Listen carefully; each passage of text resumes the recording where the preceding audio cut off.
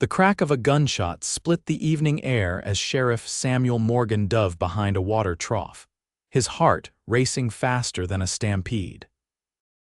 The bank robbery he'd interrupted was going south quick, but he hadn't expected the bandits to be so bold in the fading daylight of Copper Creek, Arizona Territory, 1885. A bullet splintered the wood near his head, sending fragments flying. "Give it up, Sheriff," called a gruff voice from the bank's entrance. "Ain't no amount of money worth dying for."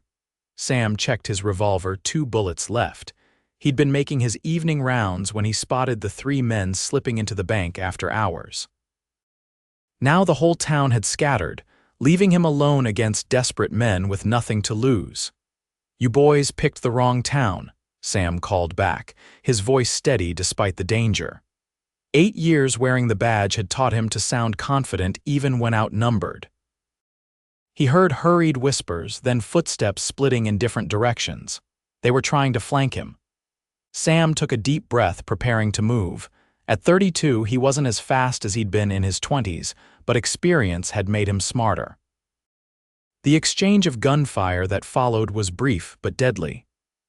When silence finally fell over the dusty Main Street, Sam stood amid the aftermath, a graze wound on his left arm and 2 dead outlaws at his feet. The third had fled on horseback, empty-handed but alive. Doc Wilson emerged from his office to examine Sam's wound. "One day your luck's gonna run out, son," the old physician muttered as he cleaned the bloody furrow. "Wasn't luck," Sam winced, "was paying attention." "Well, pay attention to this, that arm needs rest, and I mean it this time." The doctor wrapped a clean bandage around Sam's bicep. "No chasing after that third fellow tonight." Sam nodded, though they both knew he'd be in the saddle at first light. A sheriff's job was never done in a place like Copper Creek, a growing town caught between civilization and the wild freedom of the territory. What neither man knew was that Sam's life was about to change in ways no bullet ever could. The stagecoach arrived 2 days later, caked in dust from the long journey. Sam stood on the boardwalk, watching as passengers disembarked: a traveling salesman, a middle-aged couple, and finally, a young woman clutching a small wooden crate. Diana Zimmerman stepped down cautiously, her blue traveling dress swaying in the hot breeze. At 25, she'd traveled farther from her Philadelphia home than she'd ever imagined going, all to start anew after tragedy had struck her family. Her gaze swept the dusty street, taking in the wooden storefronts and the endless sky that seemed to swallow the town. Sam noticed her immediately. It was his job to know everyone who came through Copper Creek. But the professional interest quickly gave way to something else as their eyes met briefly across the distance. She looked away first, adjusting her grip on the wooden crate she carried. "Madam, need help with your bags," he called, approaching the stage. Diana studied the tall man with the badge on his chest and the bandage visible beneath his rolled-up sleeve. "Thank you, Sheriff." "Morgan, Samuel Morgan," he tipped his hat. "Welcome to Copper Creek." "Diana Zimmerman." She offered a small smile. "I'm to stay with my aunt, Mrs. Alina Turner. I believe she runs the millinery shop here." Sam nodded, surprised. "Alina's your aunt. She mentioned a niece coming to help with the shop, but I didn't realize you'd arrived today." "The telegram service is unreliable, it seems," Diana replied, looking around. "Is her shop far?" "Just up the street." Sam gestured to the crate she held protectively. "I can carry that for you." Diana hesitated. "It's quite fragile. I'd prefer to keep it with me." Sam nodded respectfully and instead grabbed her 2 valises from the stagecoach driver. "This way, Miss Zimmerman." As they walked up the dusty Main Street, Sam found himself curious about the woman beside him. She carried herself with the poise of someone from back east, but there was something in her eyes, a determination, perhaps even a hint of sadness that suggested she wasn't simply visiting. "Have you come far?" he asked. "Philadelphia," she replied. "It's been quite a journey." "That's a long way to travel to sell hats." Diana gave him a sideways glance. "Sometimes distance is exactly what's needed, Sheriff Morgan." Her tone discouraged further questions, and Sam respected that. Everyone in these parts had a past they'd rather not discuss. The West was full of fresh starts. The bell above Alina Turner's shop door jingled as they entered. The well-appointed millinery was empty of customers in the afternoon heat.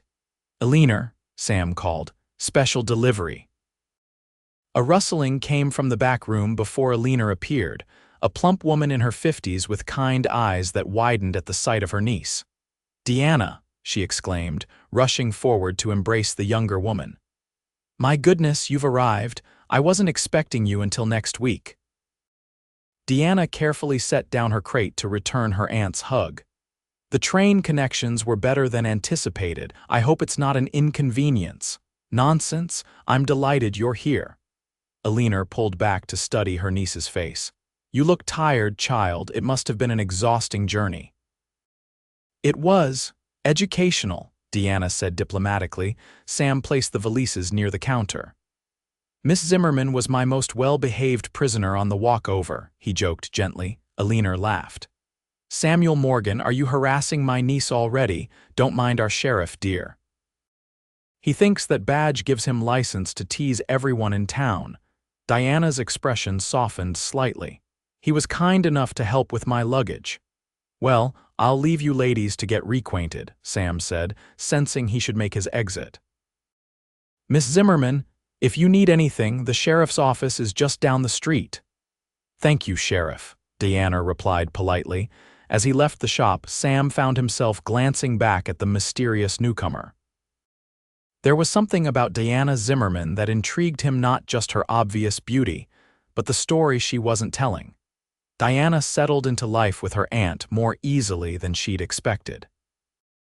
The small apartment above the millinery shop was cozy and private, offering her the space she needed after months of grief.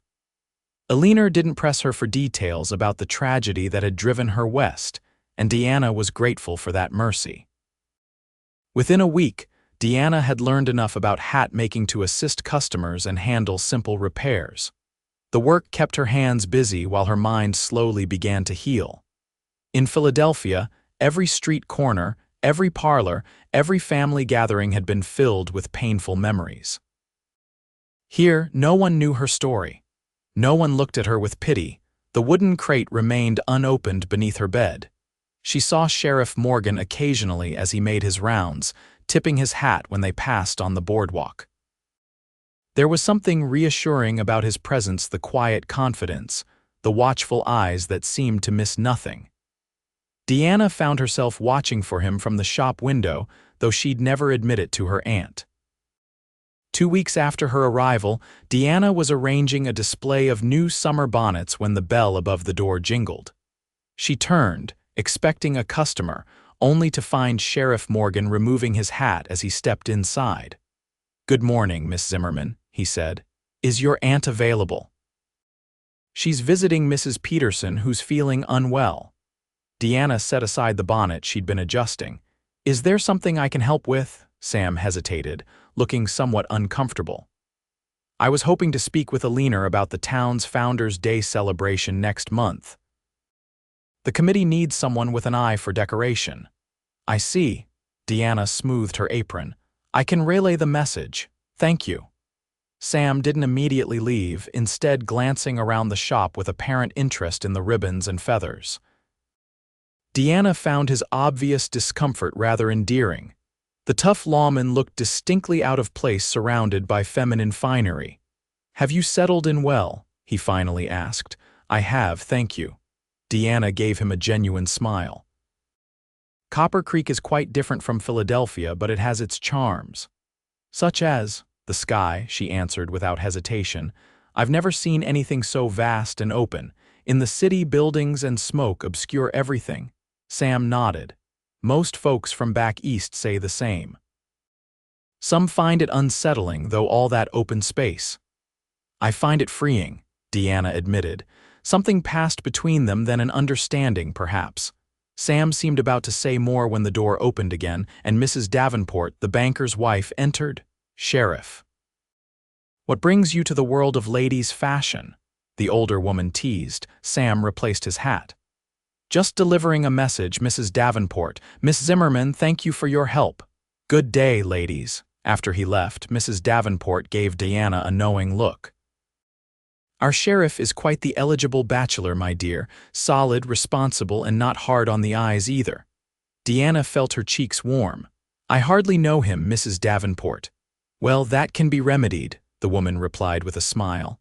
"Now about that blue bonnet in the window." That evening, as Diana prepared for bed, she found herself drawn to the wooden crate still tucked beneath her bed. She knelt and pulled it out, running her fingers over the lid. Inside was all that remained of her former life, the beautiful dollhouse her father had crafted for her as a child, the same one she'd later shared with her young daughter, Charlotte. The pain of remembering was still too sharp. Diana pushed the crate back without opening it and climbed into bed, where dreams of wide open skies mingled with memories of tiny hands and laughter now silenced. The following Saturday brought unexpected chaos to Copper Creek. A sudden thunderstorm swept through the territory, bringing with it winds strong enough to damage several buildings. The mercantile lost part of its awning, the livery stable had a section of roof torn away, and even the millinery shop wasn't spared. A large tree branch crashed through one of the front windows.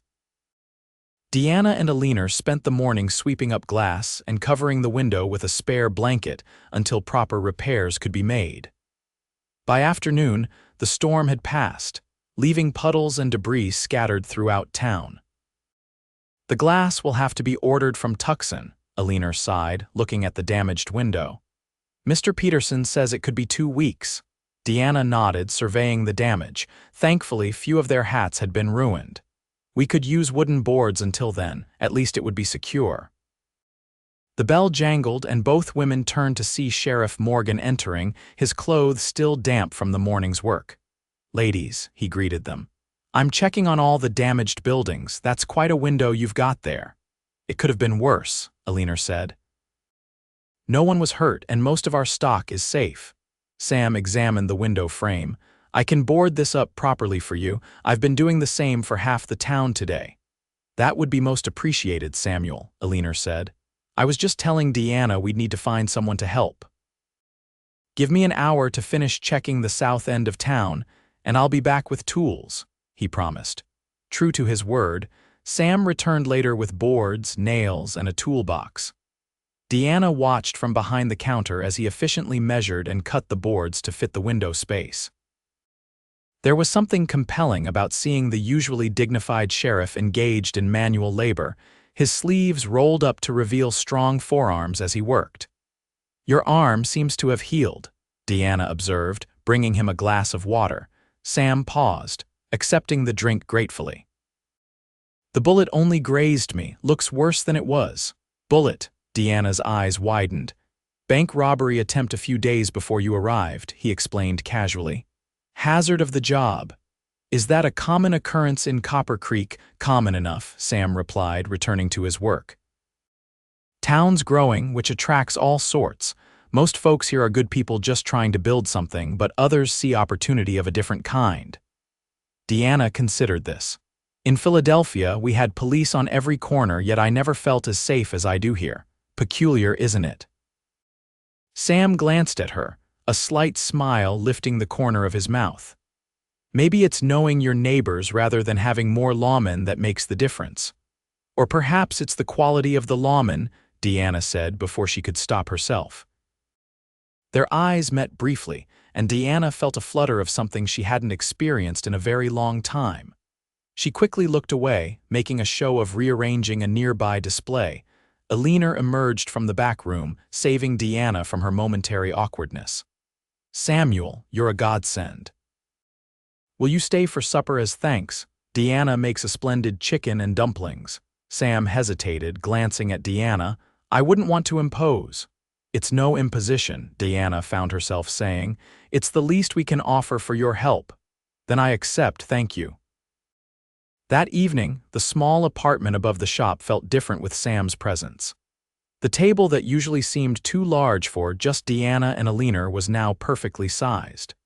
Sam had cleaned up before joining them, his damp hair combed neatly and his badge absent from his chest. Conversation flowed easily, from town gossip that Alina eagerly supplied to Sam's stories of his earlier days riding with a Texas Ranger company. Diana spoke less, content to observe the interplay between her aunt and the sheriff, who clearly shared a long-standing friendship. Samuel came to Copper Creek 7 years ago, Alina told Diana. Back when we were hardly more than a way station. The previous sheriff was killed by cattle rustlers and the town council was desperate.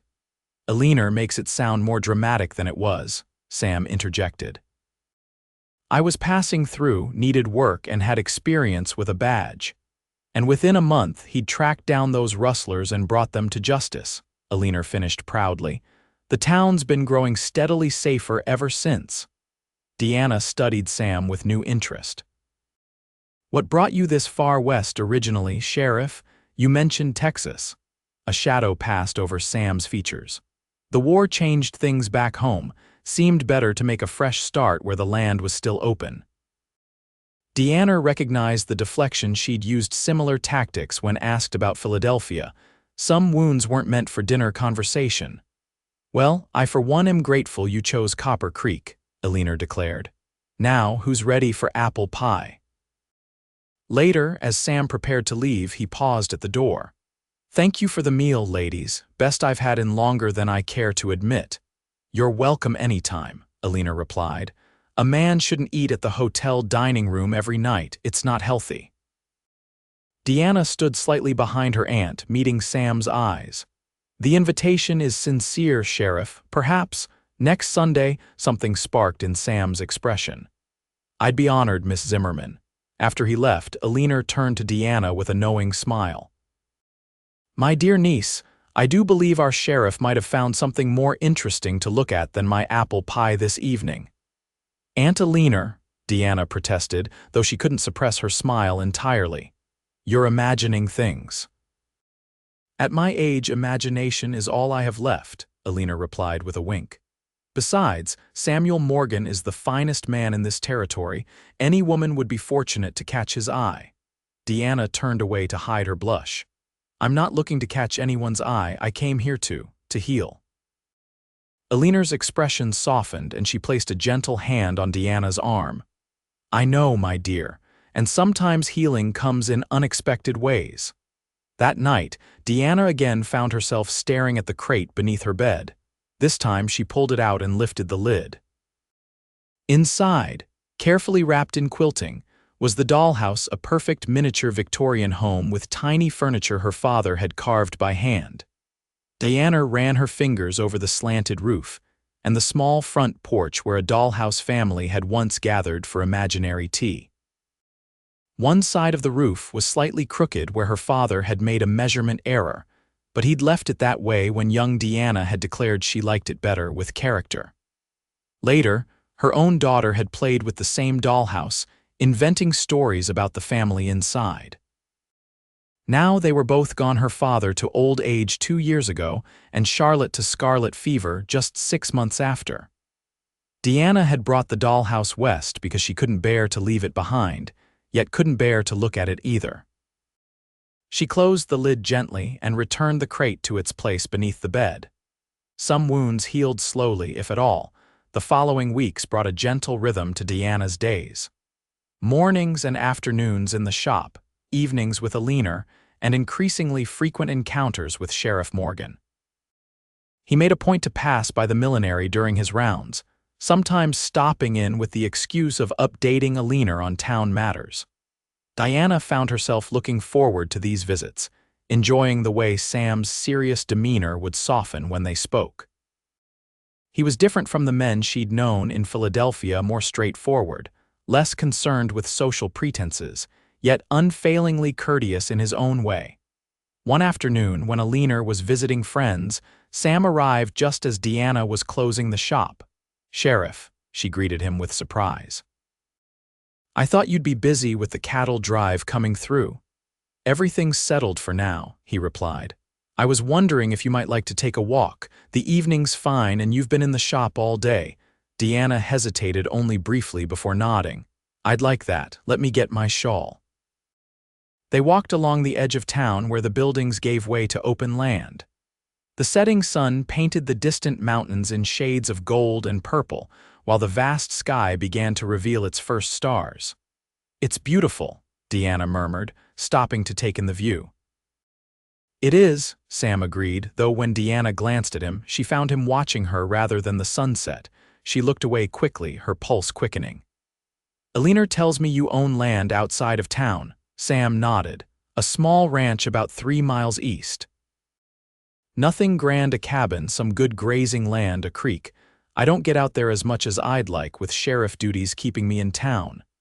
"Do you plan to retire there someday? Raise cattle, perhaps?" "Maybe." Sam seemed thoughtful. "For a long time the badge was enough. But lately I've been thinking there should be more to life than just upholding the law." Diana understood that sentiment all too well. "In Philadelphia my life was prescribed, daughter of a successful furniture maker, then wife to an attorney, mother to—" She stopped, the words catching in her throat. Sam watched her carefully but didn't press. After a moment, Diana continued. "When everything changed, I realized I'd never really chosen my own path. Coming west was my first real choice." "Was it the right one?" Sam asked quietly. Diana looked up at the endless sky, then at the man beside her. "I'm beginning to think it was." They stood in companionable silence as the light faded from the sky. When Diana shivered slightly in the cooling air, Sam gently placed his coat around her shoulders. "I should get you back," he said. "Your aunt will worry." As they walked back toward town, their hands brushed accidentally. Then, with deliberate care, Sam's fingers found hers. Diana didn't pull away, allowing their hands to remain linked as they returned to the now lamplit streets of Copper Creek. At the shop door, Diana reluctantly removed his coat. "Thank you for the walk, Sheriff, and the company, Sam," he corrected gently. "When I'm not wearing the badge, I'm just Sam." Diana smiled. "Thank you, Sam." He tipped his hat, lingering a moment longer than necessary. "Good night, Diana."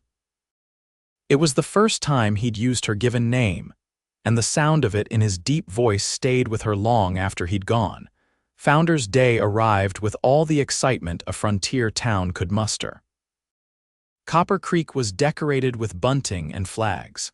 A dance platform had been erected in the town square, and tables groaned under the weight of food contributed by every household. Diana and Alina had been busy for days preparing their contribution to the festivities, not only food but decorative hats for the ladies on the committee. The celebration would culminate in a dance under the stars, and Diana found herself looking forward to it with an anticipation that surprised her. "You should wear your blue dress," Alina advised as they prepared to close the shop early for the festivities. "It brings out your eyes." Diana hesitated. "Is it too formal? I don't want to appear overdressed." "Nonsense. Founders Day is when everyone puts on their finest. Besides," Alina added with a knowing smile, "I happen to know our sheriff has a new shirt for the occasion." "Aunt Alina, really?" Diana protested, though she couldn't help the warmth that spread through her at the thought. The afternoon games and contests were in full swing when they arrived at the town square. Children ran races for ribbons and candies. Men competed in horseshoe pitching and tests of strength, while women judged pies and preserves. Diana spotted Sam immediately. He stood near the edge of the crowd, watchful as always, but dressed in a clean white shirt rather than his usual work clothes. Their eyes met across the square and he made his way toward her. "Miss Zimmerman, Mrs. Turner," he greeted them formally, though his eyes held a warmth reserved for Diana. "The decorations are splendid. The committee was wise to enlist your help." "Diana did most of the design work," Alina said proudly. "She has quite an artistic eye." "I'm not surprised," Sam replied, his gaze lingering on Diana. "Would you ladies care to join me for some lemonade?" As the day progressed into evening, Diana found herself almost constantly in Sam's company. They shared a meal at the long community tables, applauded the children's performances, and listened to the mayor's lengthy speech about Copper Creek's promising future. When the fiddlers struck up the first dance tune, Sam turned to Diana. "May I have the honor?" he asked, extending his hand. Diana hesitated. I should warn you, I'm not familiar with your Western dances. Just follow my lead, he assured her with a smile that made her heart flutter. The dance was lively, with couples forming circles and changing partners in patterns that Diana struggled to follow. But Sam guided her gently, his hand at her waist steady and reassuring. When she stumbled, he simply pulled her closer, laughing with her rather than at her confusion. Later, as night truly fell and lanterns cast a golden glow over the dance platform, the music slowed. Sam drew Diana into a simpler waltz, their bodies closer than propriety might strictly allow. "You're a quick learner," he murmured, his breath warm against her hair. "I have a good teacher," she replied, looking up to find his eyes intent on hers. Around them, the town celebrated, voices and music blending into a distant hum as Diana found herself lost in the moment, the strong hand holding hers, the arm around her waist, the scent of soap and leather that she'd come to associate with Sam. When the music paused, Sam didn't release her hand. "Would you like to take a walk? It's getting crowded." Diana nodded, allowing him to lead her away from the dancing and toward the quieter edge of town. They strolled in comfortable silence until they reached a small garden behind the church where wildflowers caught the moonlight. "Diana," Sam began, his voice unusually hesitant, "I need to say something." She turned to face him, her heart quickening. "Yes. When you first arrived in Copper Creek, I noticed you because it's my job to notice newcomers," he said, his expression earnest in the silvery light. "But I keep noticing you for entirely different reasons now." Diana felt her breath catch. "And what reasons are those? Your kindness, your strength, the way you've made a place for yourself here without compromising who you are." He took her hand gently. "I find myself thinking about you when I should be concentrating on other things. It's becoming a problem for the sheriff's office," he added with a small smile. Diana couldn't help but smile in return. "That does sound serious." "It is," Sam agreed, growing solemn again. "Diana, I know you came west with burdens you're not ready to share. I respect that. But I want you to know that whatever they are, they don't change how I see you, how I feel." The words Diana had kept locked away for months suddenly needed to be spoken. "My husband died of pneumonia 2 years ago," she said quietly. "And 6 months after that, my daughter Charlotte, she was only 4, was taken by scarlet fever." Sam's hand tightened around hers. "I'm so sorry." Everyone in Philadelphia knew, everyone had watched it happen, had attended the funerals, had brought food and condolences, Diana continued, the words flowing now that she'd begun. "Their kindness was suffocating. I couldn't breathe there anymore, couldn't live with the pity in their eyes. So when Aunt Alina wrote about needing help in the shop, I came west." Sam reached up to gently brush a tear from her cheek. "Thank you for trusting me with that." "I've been afraid to let myself feel anything again," Diana admitted. "It hurt too much to lose them, but being here meeting you. I'm starting to think that perhaps there's still room in my heart." Sam moved closer, his hand cradling her face with infinite tenderness. "Diana, I would never rush you, but I want you to know that I care for you deeply, more than I thought possible after knowing someone for such a short time." In answer, Diana raised herself on tiptoes and pressed her lips gently to his. The kiss was brief, sweet, and filled with promise. When she pulled back, Sam's expression was one of wonder and joy. "May I call on you properly?" he asked. "Court you as you deserve." Diana nodded, a weight lifting from her heart that she hadn't realized she'd been carrying. "I'd like that very much." They returned to the dance hand in hand, both aware that something fundamental had shifted between them. Alina spotted them immediately, her knowing smile suggesting she'd anticipated this development all along. As the summer progressed into fall, Sam became a regular visitor at the apartment above the millinery shop. Sunday dinners became a tradition, often followed by long walks or quiet evenings of conversation. Sam shared stories of his youth in Texas, his time with the Rangers, and the dreams that had brought him west. Diana gradually opened up about her life in Philadelphia, her father's furniture business, and eventually, more stories about Charlotte. One evening in early October, when the air had turned crisp, Sam arrived for dinner with an unusual request. "I'd like to show you my ranch tomorrow," he said as they finished their meal. "If you're agreeable, I thought we might ride out in the morning. It's only a few hours' journey there and back." Diana glanced at her aunt, who nodded encouragingly. "I can manage the shop for a day," Alina assured her. "Then I'd love to," Diana replied. The next morning dawned clear and cool, perfect for riding. Sam arrived with 2 horses, his own sturdy gelding and a gentle mare borrowed from the livery for Diana. They set out as the sun was just clearing the eastern mountains, the town still quiet behind them. Diana had learned to ride during her weeks in Copper Creek, finding unexpected joy in the freedom it provided. She kept pace with Sam easily as they followed a well-worn trail eastward, the landscape gradually changing from flat desert to rolling grassland dotted with stands of cottonwood trees. "There it is," Sam said eventually, pointing ahead to where a small cabin stood near a creek lined with trees. "It's not much to look at, but the land's good." As they drew closer, Diana could see that the cabin, though simple, had been built with care.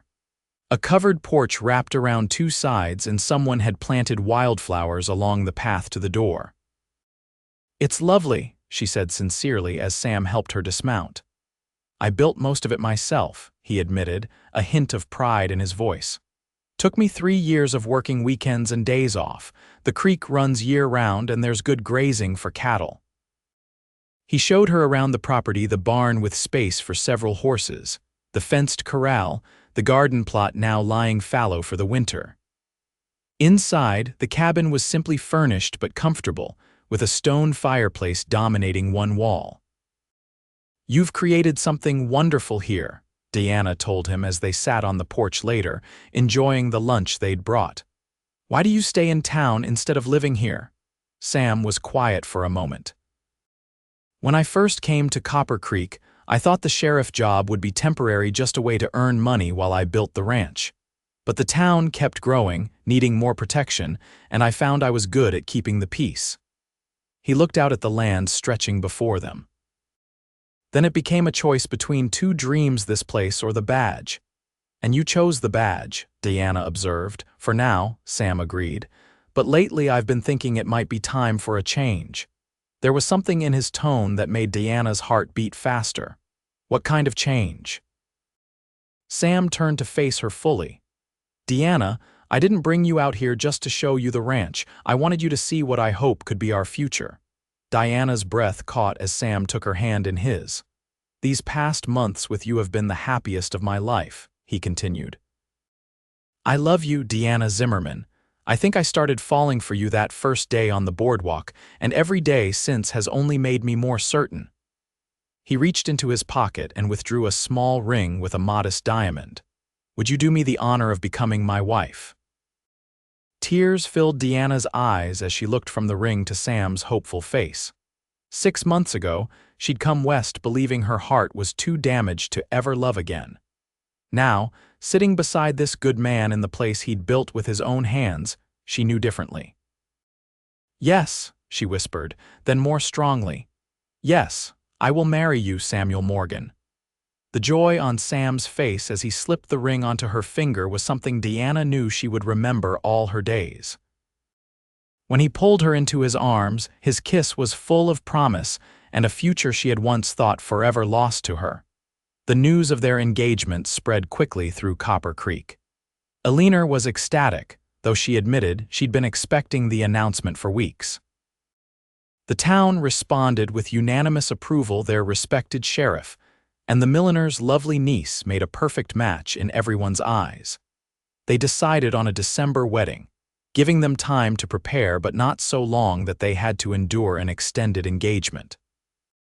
Sam began spending his free days at the ranch, making improvements to the cabin in preparation for their life together. Diana, meanwhile, faced the task of fully embracing her new beginning. One evening in November, with the wedding just weeks away, she finally brought the wooden crate from beneath her bed and placed it in the center of her room. "It's time," she murmured to herself. carefully lifting the lid and unwrapping the dollhouse. The miniature Victorian home looked just as she remembered, though perhaps a bit more worn at the edges. The tiny furniture was still arranged as Charlotte had left it: the mother doll in the kitchen, the father in the study, the little girl doll in her bedroom surrounded by miniature toys.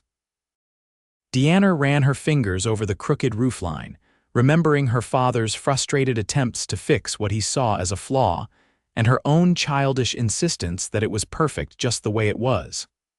Later, Charlotte had loved that quirk too, declaring it made their dollhouse special. As she examined it, Diana noticed that the journey west had caused some damage. A shutter had come loose, one of the porch railings was broken, and the chimney had separated from the roof. These were repairs she could attempt herself, but there was one problem beyond her skills: a crack running along the base that threatened the stability of the entire structure. The next day, after much deliberation, Diana wrapped the dollhouse carefully and carried it to the sheriff's office. Sam looked up in surprise when she entered with the bulky package. "This is unexpected," he said, rising to greet her with a quick kiss. "What have you got there?" Diana placed the wrapped bundle on his desk and slowly uncovered it. "This belonged to my daughter, and to me before her. My father made it when I was a child." Sam's expression softened as he understood the significance of what she was sharing. "It's beautiful craftsmanship," he said, examining the dollhouse without touching it.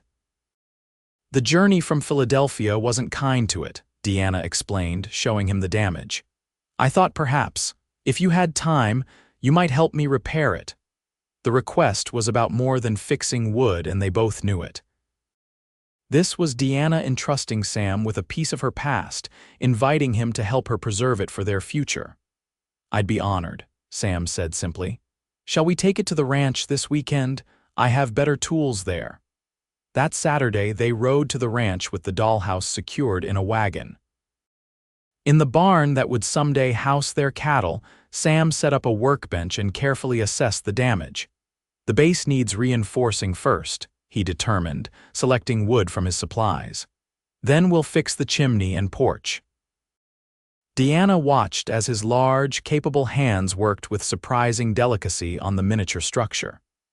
He measured twice before cutting, tested each repair gently before moving to the next, and consulted her before making any changes to the original design. By late afternoon, the major repairs were complete. The base was solid again, the chimney reattached, and the porch railing mended. Only the crooked roofline remained untouched. "I could straighten that roof now," Sam offered, eyeing the slant critically. "It wouldn't be too difficult to remove and reset it properly." Diana placed her hand over his. "No," she said softly, "she'll like it crooked, it's hers that way." Sam looked at her questioningly. "Charlotte loved that crooked roof," Diana explained. "She said it made our house special, different from any other dollhouse. My father tried to fix it once too, but I wouldn't let him." A smile touched her lips at the memory. Some imperfections aren't meant to be corrected, they're part of what makes something uniquely precious.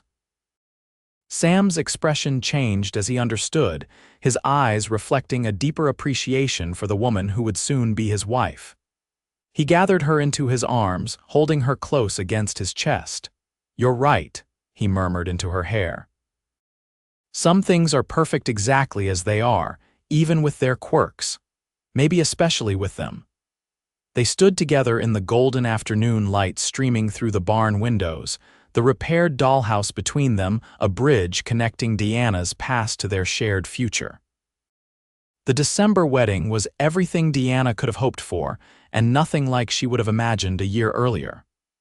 The small church in Copper Creek was decorated with evergreens and winter berries, filling the air with a fresh, woodsy scent.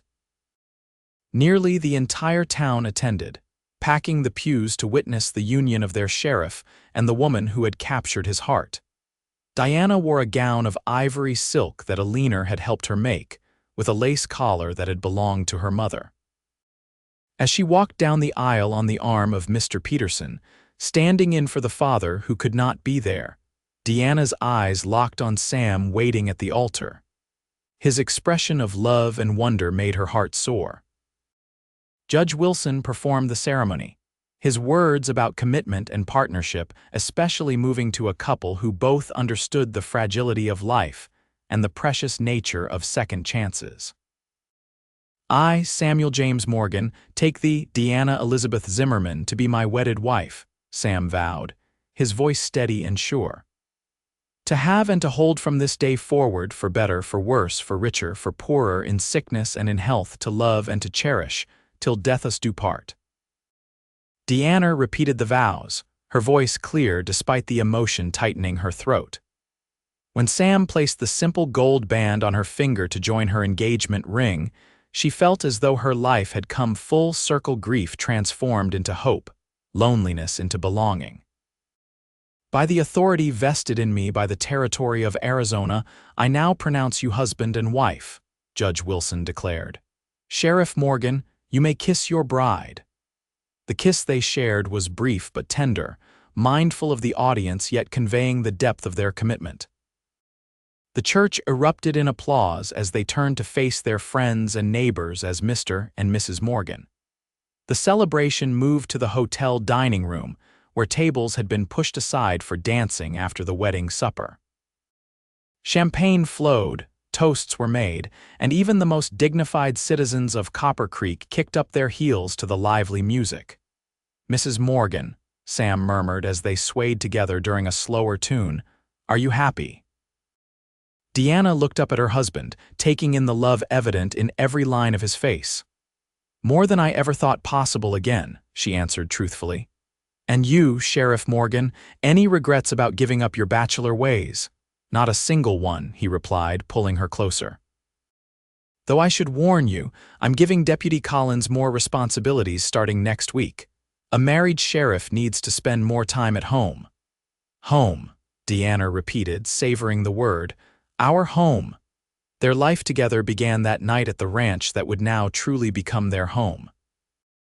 Sam had spent weeks preparing the cabin, adding curtains at the windows, a larger bed in the bedroom, and even a small writing desk by the window where Diana could pen letters to her remaining family back east. In the corner of their bedroom, on a table built specifically for it, sat the dollhouse, repaired, polished, and still charmingly crooked. Sam had surprised Diana by adding tiny oil lamps that actually lit with miniature flames, casting a warm glow through the dollhouse windows. "I thought Charlotte might like that touch," he'd said simply when Diana had gasped in delight at seeing it. Now, as they entered their home as husband and wife, Diana felt a sense of rightness that went beyond mere happiness. This was where she belonged with this man, in this place, building a life that honored the past while embracing the future. Spring came to the Arizona territory in a burst of wildflowers and renewed activity. The Morgan Ranch began to take shape as Sam, now serving as sheriff only 3 days a week, devoted himself to building their dream. A small herd of cattle grazed on the lush spring grass, and the garden Diana had planted flourished under her care. Eleanor visited often, bringing news from town and taking evident pleasure in her niece's happiness. She had hired a young woman to help in the shop, allowing her more freedom to travel the short distance to the ranch. "You're positively glowing," Eleanor observed one Sunday afternoon as they sat on the porch drinking lemonade. Sam was in the barn, working on a project he'd been secretive about for weeks.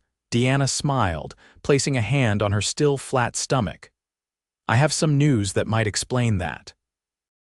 Eleanor's eyes widened. "Diana, are you certain?" "Dr. Wilson confirmed it yesterday," Diana nodded. "We're expecting a baby in November." Eleanor embraced her niece, tears of joy springing to her eyes. "Oh, my dear girl, how wonderful. Have you told Samuel?" "Not yet," Diana admitted. "I wanted to be sure first. I'm telling him tonight." That evening, after Eleanor had returned to town, Diana prepared Sam's favorite meal, beef stew with dumplings and apple pie for dessert. She set the table with care, using the good dishes they normally reserved for special occasions. "What's all this?" Sam asked when he came in from the barn, cleaned up from his day's work. "Can't a wife prepare a nice meal for her husband without a reason?" Diana replied innocently. Sam gave her a knowing look. She can, but there's usually a reason when the good china appears. They enjoyed their meal, talking about the cattle and plans for expanding the barn. When they'd finished the pie, Diana reached across the table to take Sam's hand. "I do have a reason for the special dinner," she admitted. "I have something to tell you." Sam squeezed her hand gently. "I'm listening." "In about 7 months, our family will be growing," Diana said, watching his face carefully. "We're going to have a baby, Sam." For a moment, Sam sat perfectly still, her words registering in his expression as shock, then wonder, and finally pure joy. He rose from his chair and came around the table, pulling Diana to her feet and into his arms.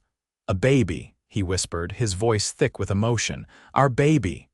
Diana nodded against his chest, her own eyes filling with tears. "Are you happy?" "Happy doesn't begin to describe it," Sam replied, pulling back to look at her with such love that Diana's heart felt too full to contain it. "I'm going to be a father. We're going to be parents together." He kissed her then, pouring all his joy and hope and love into the embrace. When they finally parted, Sam's eyes were suspiciously bright. "I have something to show you," he said. "I was going to wait until it was finished, but now seems like the perfect time." Taking her hand, he led Diana to the barn. In the far corner, covered with a tarp, stood something large. Sam guided her forward and then, with a flourish, pulled away the covering. Diana gasped. Before her stood a cradle, beautifully crafted from pine wood with gently curved rockers and delicate scrollwork along the sides. "Sam," she breathed, running her fingers along the smooth wood. "It's beautiful. When did you find time to make this?" "I've been working on it during odd hours for weeks," he admitted. "I thought we might need it soon. I was hoping anyway." Diana turned to her husband, seeing in his face the same mixture of joy and tender worry that she felt herself. "You're going to be an amazing father," she told him softly. Sam pulled her close again. "And you're already an amazing mother. This child is so lucky to have you." They stood together in the barn as twilight deepened outside, arms wrapped around each other, the cradle a testament to their shared future. Diana thought of the journey that had brought her here from grief so deep she thought she might drown in it, to joy so profound it made her soul sing. November brought crisp days and cold nights to the ranch. Diana's time grew close, and Alina came to stay, bringing her experience and calm presence as they prepared for the baby's arrival. Dr. Wilson visited regularly, pronouncing Diana in excellent health despite his concerns about her being so far from town. "Babies have a way of arriving on their own schedule," he warned during his last visit. "If anything feels unusual, send for me immediately." As it happened, the baby chose a clear, moonlit night when the ranch was peaceful and still.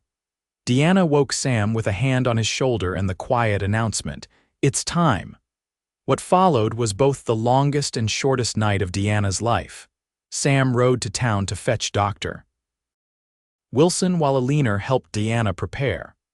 By the time they returned, the contractions were coming steadily, and Diana focused inward, drawing on a strength she hadn't known she possessed. With Sam holding her hand and Alina providing experienced guidance, Diana labored through the night. As dawn broke over the eastern mountains, bringing its pink-gold light through the bedroom window, their daughter entered the world with a lusty cry that made all 3 adults laugh through their tears. "She has a good set of lungs," Dr. Wilson observed as he cleaned and swaddled the infant.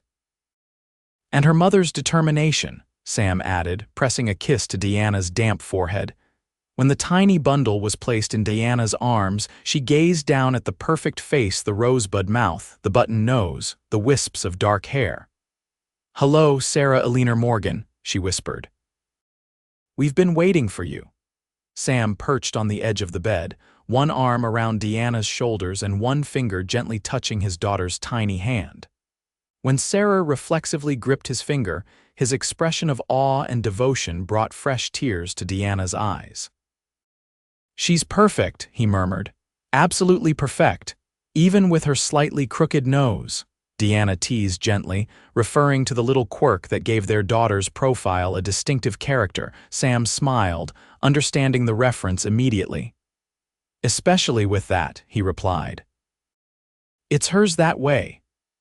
In the corner of their bedroom, the dollhouse stood with its crooked roofline, its tiny lamps glowing in welcome for the newest member of the family. Diana looked from her daughter to the miniature home that had traveled so far with her, carrying memories both painful and precious. One day, Sarah would play with that dollhouse. She would arrange the furniture and create stories for the doll family inside. She would run her small fingers over the crooked roof and ask why it wasn't straight. And Diana would tell her about her grandfather who built it, about her sister Charlotte who had loved it, and about her father who had repaired it but left its special character intact. Some stories didn't end so much as transform, Diana reflected as she watched her husband cradle their newborn daughter. Grief didn't disappear but made room for joy to grow alongside it. The past remained part of who she was, but no longer defined where she was going. Outside their window, the sun rose fully over the Morgan Ranch, illuminating the land that would nurture their growing family. Inside, in the warmth of their bedroom, Diana and Sam began the next chapter of their story, one they would write together, one imperfectly perfect day at a time. 5 years passed in what seemed like the blink of an eye. The Morgan Ranch prospered under Sam's careful management, growing from a small operation to one of the most respected in the territory. He had finally hung up his sheriff's badge for good when Sarah was 2, finding that family life and ranching satisfied him in ways law enforcement no longer could. Diana had transformed their cabin into a true home, adding rooms as their family expanded to include twin boys, James and William, now toddling about at 18 months old. The garden flourished under her care, providing vegetables for their table and flowers for their windowsills. On a warm afternoon in early summer, Diana sat on the porch, mending one of Sam's shirts while keeping an eye on the twins playing in the yard. Sarah was with her father in the barn, helping him repair a broken wagon wheel, though Diana suspected her assistance involved more questions than actual aid. The sound of hoofbeats made Diana look up to see Alina approaching in the small buggy she now used for visits to the ranch. At 62, Alina had finally agreed to sell the millinery shop, though she remained active in town affairs and doted shamelessly on her great-niece and nephews. "Aunt Alina," Diana called, setting aside her mending to greet her aunt. Alina climbed down from the buggy with the ease of a woman half her age. "I've brought mail from town," she announced, "and cookies for certain young people who shall remain nameless." At the word cookies, the twins abandoned their play and toddled toward their great-aunt with outstretched hands, bringing laughter from both women. "Where's my favorite cowgirl?" Alina asked, looking around for Sarah. "In the barn with Sam," Diana replied, helping Alina carry her basket of treats to the house. "They're working on the wagon." As if summoned, the barn door opened, and Sarah came running across the yard, her dark braids flying behind her. At 5, she was the image of Diana, but with Sam's steady gray eyes and determined chin. "Great Aunt Alina," she cried, launching herself into the older woman's arms. "Did you bring cookies? Papa and I are fixing the wagon, and fixing makes you hungry. Sarah Morgan, where are your manners?" Diana scolded gently, though her eyes twinkled.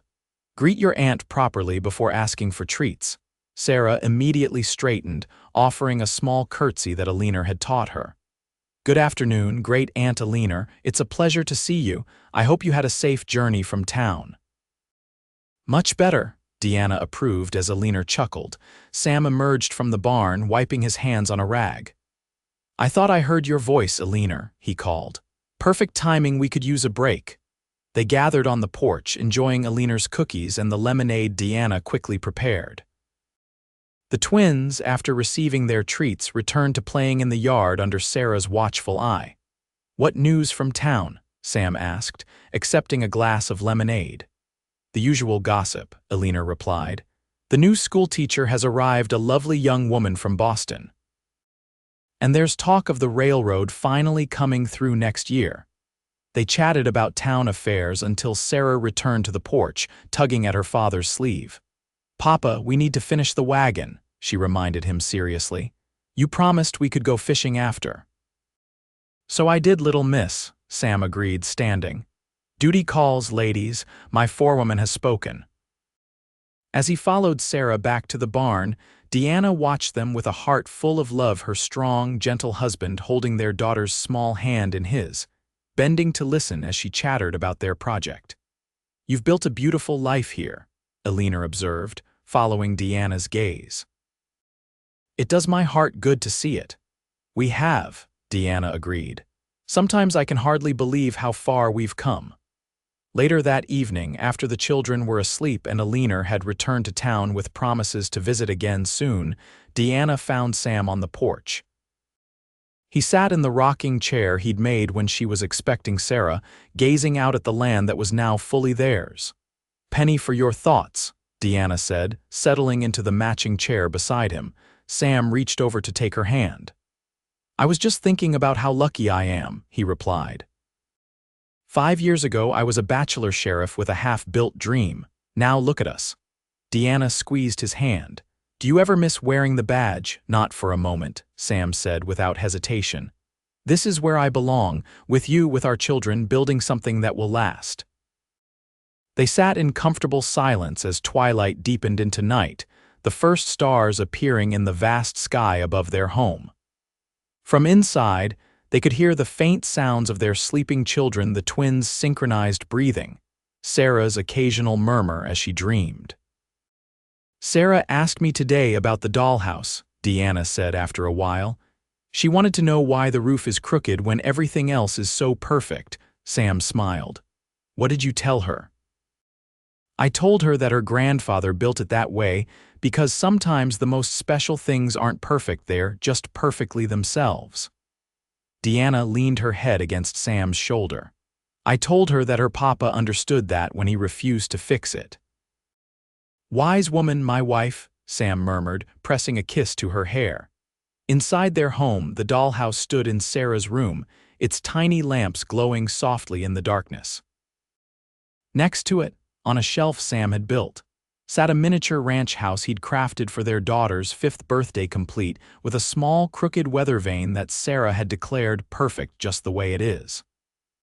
Some things, Deanna reflected as she sat hand in hand with her husband under the endless stars, didn't need fixing at all. They just needed to be loved for exactly what they were, beautifully, perfectly imperfect, like the life she and Sam had built together on this patch of Arizona soil, like the family they'd created, like the love that had healed them both and made them whole again. And that, she knew with absolute certainty, was more than enough. It was everything.